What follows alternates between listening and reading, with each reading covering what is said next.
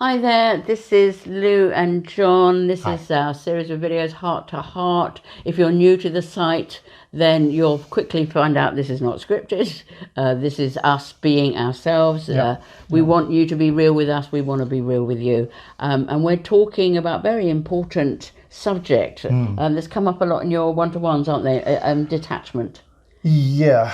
I've been talking to some people recently, and detachment is one of the things that seems to be quite a hot topic at the moment. And it's hardly surprising, particularly if you are in lockdown.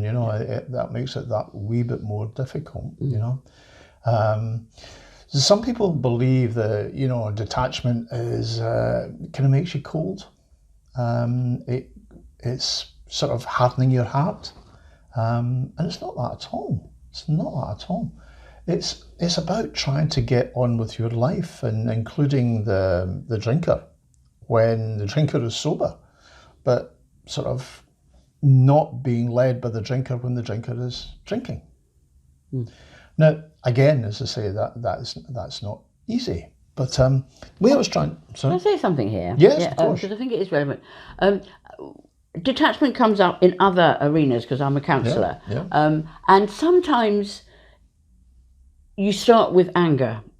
Now, anger can be a good fuel or a bad fuel, but I think to start using your anger and with detachment, it's not the end of the world if you start saying, I will not let him get to me anymore. Maybe the first stage of detachment, and that's okay as long as you don't sit there just fuming in another room. Obviously it's not a good way to deal with it. No. But sometimes that is a way of using your anger to start off with. If you can't do it any other way, do it, because why would you let the drink have any more power over you than it's already got? Yeah. So sometimes that fuel is a good starter, but I absolutely agree with John. It's to just then keep simmering. Yes. You're still actually reacting to the drink. So, but can I say that bit? Of course you can. Yeah, Well, you because just did. I did. Can you? You've done it. Yes, what I mean is that okay in your... Yes, of course. I think anger is a very empowering emotion. Yeah. There are some emotions, like depression and sadness, which are actually disempowering. But anger is one of those like you tend to do something from it. I think, as long as you don't stay there. Yeah. That's the issue. Yeah. The point is you're not doing it to punish him. Yeah. And if you've done the four P's yet, you'll have done a bit on that. I suppose it's a wee bit like your car is the battery's flat and somebody comes out and gives you a jump start.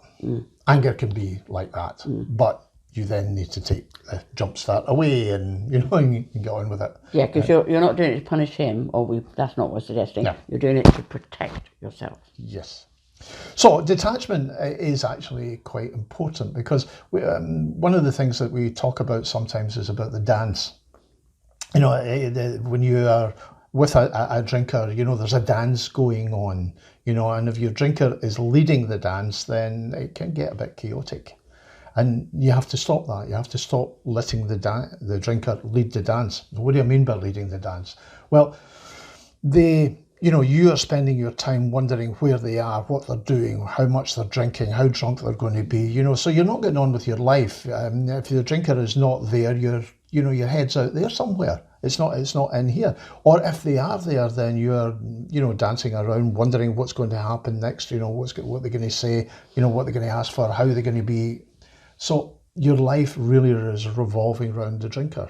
And that's a very, very difficult place to be. Your life is not your own. It is, and I have to say, with my drinker being a binge drinker, it took me years to get him not to binge in the lounge. So what you get is this really, really drunk person, occasionally staggering to the loo, right in the middle, chucking out these terrible waves, and took us a long time, but eventually, and I can say that this did happen, we just were like a river that just parted from an island, just flowed on beyond him, but we really had to work on that.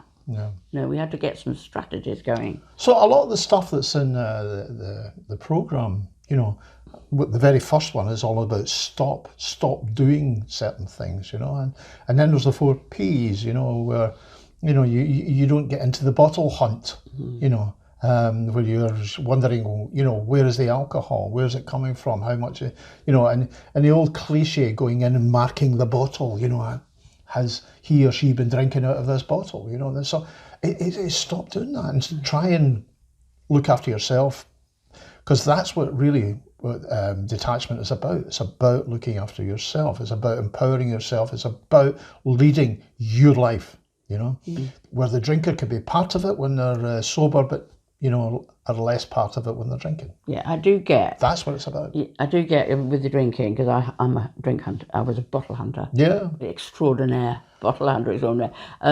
What it made me feel is if I wasn't going mad. Yeah. Once I found the bottle, I knew I wasn't going mad. However, I think you just have to trust with what you know. If you've been living with a drinker for a while, you'll know when it starts. Yeah. You know, the alarm bell goes off inside. So believe yourself.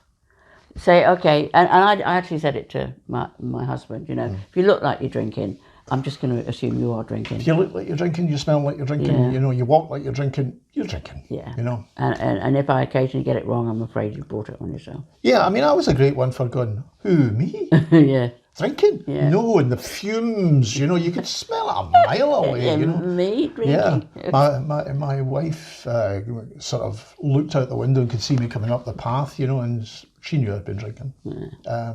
You know, but then everybody knew I had been drinking. But we, as drinkers, think that we say, oh, no, only had a couple. Yeah. We think that you're going to believe that, you know, and you might for a wee while, but after a while you go, oh, come on, you know, because one of the things that we find people get really angry about is the lies, the lies, you know, the lies that drinkers talk, you know, and I've heard it in AA, people say, you know, how do you know an alcoholic's lying? Their lips are moving, you know. It was a bit sad, but, you know, there is some truth in that. You know, we do lie about our drinking. So you don't need to buy into that. You know, your senses tell you. Yeah. You've got 5 senses. They all tell you the person has been drinking. And the 6th sense for women, intuition, that'll tell you as well. The intuition. You kind of know. Sorry, men, and then you've got it too when it comes to drinking, because you've got this thing. Yeah. So detach from trying to find the bottle. Yeah. So it is hard in lockdown for people, though, isn't it? It's very hard in lockdown, especially if you're in a fairly small house. You know, it becomes even more difficult. You know, but there are ways. You know, I mean, headphones. Yeah. You know, if you can't get out of the room, put on headphones, do something else, you know, but that might be difficult if you've got to look after kids, you know. Therefore, part of the detachment might be making the agreement, putting down boundaries at the beginning that if you're going to drink, you drink in that other room, you know, you don't drink in here, you know. If you've got kids, you know, and you want them sort of safe and, you know, away from the drinker, then maybe these agreements have to be made. Yeah, and have a fallback plan, because sometimes when they're drunk, the agreements they make when they're not so drunk, they go out the window. They go out the window. Yeah. So unless you're locked down in one bedsit, there must be a space you can go. And I would encourage you to think about it. Think about what you're going to do.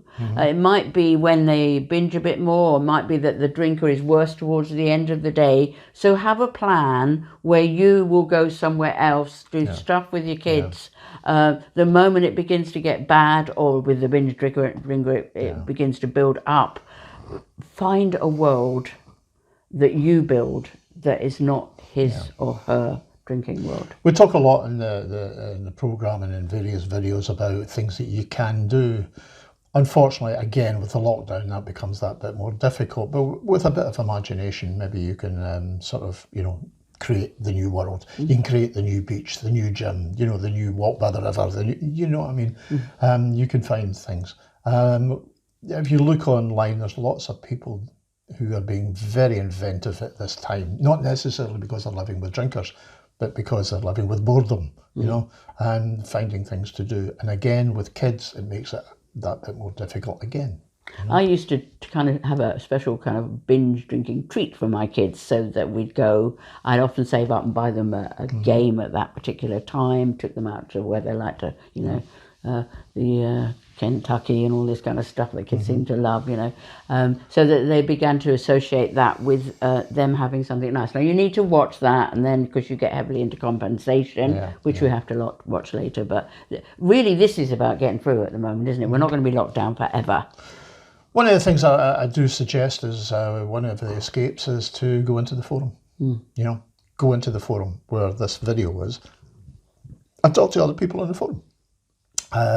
It might allow you to sort of vent a little bit. It might pick up tips of what other people are doing, but it certainly helps, you know. Yeah, use the forum to vent. All we suggest is that you explain what you're doing. Just say, I'm doing a bit of venting here. Now, don't argue with a drunk, basic rule, don't pick a fight with a drunk, you know, but if the anger is flowing over, which it often does, just say, I just need to vent. And express your anger, and under that will be pain and your pain. And let's look out for each other at those moments, because we lead each other anyway. But that time when we just feel we can't go on, that's the time when we need people to just say, we understand, we're here for you, we're standing with you. Another thing you can do is you can download these audios or videos, you know, onto your phone and listen to us, or you know, take us for a walk. If you're doing your little bit of exercise, take us for a walk. Yeah. We're happy to come along. And there is a video somewhere about in the middle of crisis that I did, isn't there? Somewhere. Yeah, there's lots of resources. Just trawl through. Yeah. And I do suggest that if you're in lockdown and you have this time, you know, although somehow we find we're even busier than we used to.